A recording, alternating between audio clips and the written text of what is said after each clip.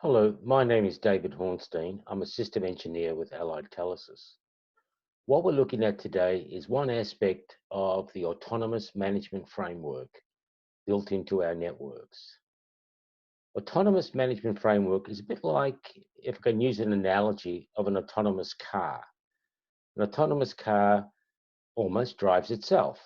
An autonomous management framework in a network means that a lot of functionality normally done by people skilled people are done automatically within the machine itself. So what we're going to be looking at today is an auto recovery process with zero touch by a technician in terms of configuration of a replacement device. Part of autonomous management framework is the backup of the complete flash contents of a device, whether it's a firewall router or a switch. Uh, when the device is added to the autonomous management framework, automatically, once a day, the flash contents or any subsequent changes are backed up in the network itself. So what we're looking at today is the auto recovery of flash contents onto a new device. And this is sort of how it works. If a device fails, a technician brings on a new device and plugs it in. The device itself detects whether it's in an autonomous management framework network, and the network itself sends down the complete flash contents of the old switch or firewall router to the new device. The machine then reboots with the configuration file from the old device. So as far as the technician is concerned, when he asks me what he has to do or she has to do, I say, plug the device back in the way it was before and go grab a cup of coffee and come back in about 10 minutes. Let's go and have a look at this process in action. So we have an existing device. We've got a picture of an existing switch in the autonomous management framework, and I've got a console cable connection going to a replacement switch. Let me plug that replacement switch into the network.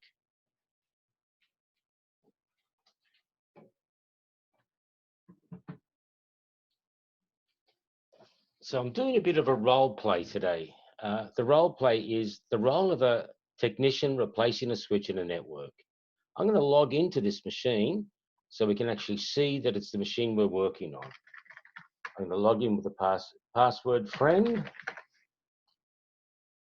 And how do you know it's the machine we're working with? Well, I'm going to type the find me command, and you'll see this particular switch flash green and then red LEDs alternately to indicate to a technician that this is the machine we're working on.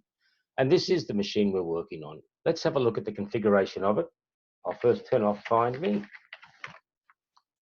And we'll look at the directory structure of it. And there's only two files in this particular switch. There's a GUI file and a release file. So only two files that are in this switch. This is a factory defaulted machine. It's loading the factory default configuration. We can have a quick look and see what that simple configuration looks like. There's not much to it from a factory defaulted configuration. In fact, that's it. The user login and all the ports are in what's called access mode. Okay, fine. The next thing the technician has to do is plug the replacement switch, the cables, the Ethernet cables, back into where they were. So I'm going to plug the cable back in.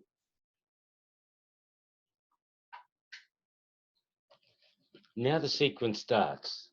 The switch is detected that it's on an AMF network. As you can see, an ATMF network has been detected. It used to be called Allied Telesis Management Framework, but it's been abbreviated to AMF, Autonomous Management Framework. Very shortly, it'll bring up an auto config IP address because it hasn't found the DHCP server, and that address is going to be 169.254.42.42, which is a technician can go to that IP address and bring up an excellent GUI that they could use if they wanted to configure the switch. But the old switch had a very extensive configuration on board. The technician's now going to get a visual indication that the switch is being recovered. You'll see that the LEDs will start to scroll from left to right in an attempt while it's recovering the firmware and complete flash contents from the old switch. And here it goes. Let's have a look at the directory structure. It still has the files there. Those files will disappear. These two files will disappear. We'll just look at it again. They'll disappear because what AMF wants to do is completely erase the contents of this switch and put back the complete contents of the old switch onto this replacement switch for change control purposes. While it's in recovery mode, the LEDs will be sequencing backwards and forwards.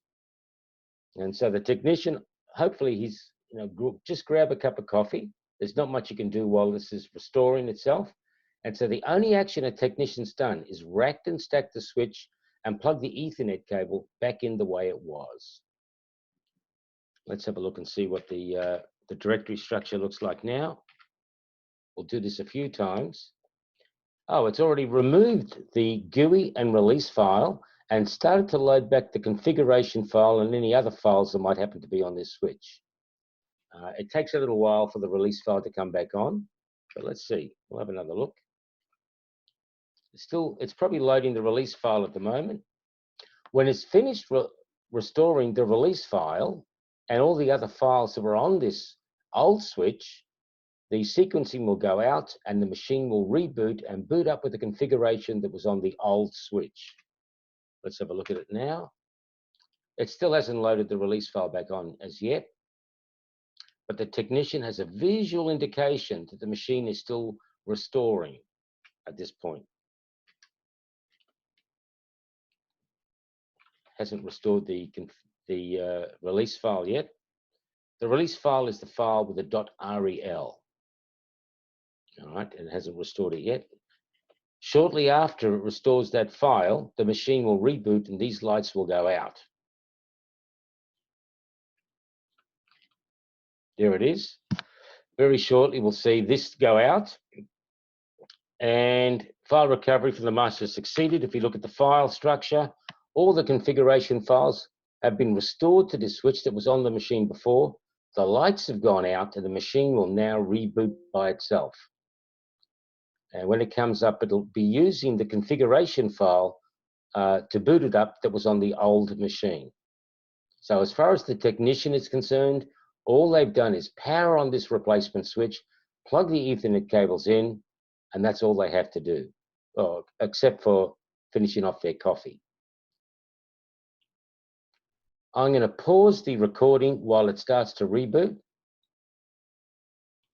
The machine has started to go through basic assurance tests, validating the software and the hardware is okay. If it's not okay, one of those options would be bad. So let's pause it again. Okay, the machine's nearly powered up. You can see from the console screen that's connected to the switch itself that it's gone through its basic assurance test and it's come up okay. It's loading the configuration file now. The technician who installed the switch didn't have to say what configuration file to load up. Autonomous Management Framework told this switch, this replacement switch, what to load up. Any banners or login messages that were on the old switch will come up as this machine boots up to completion. And it should come up now. And there it is. There's the banner that came up. And it's telling me how many other members are there in this Autonomous Management Framework. I'll log in. Manager and friend. And we'll look at the directory structure. Directory. And we can see that all the configuration files and any script files that happen to be here are also present on the machine itself. There is the release file and the GUI file restored back onto the machine that was on the old switch. If we look at the configuration, there's a fairly extensive configuration on this machine from ping polling, radius, built-in radius servers, S-Flow and other VLAN configuration, quality of service configuration, port configurations, and so on. But the bottom line is that an unskilled technician can rack and stack a replacement switch and get the network up and running again within 10 minutes of powering on the device. Thank you.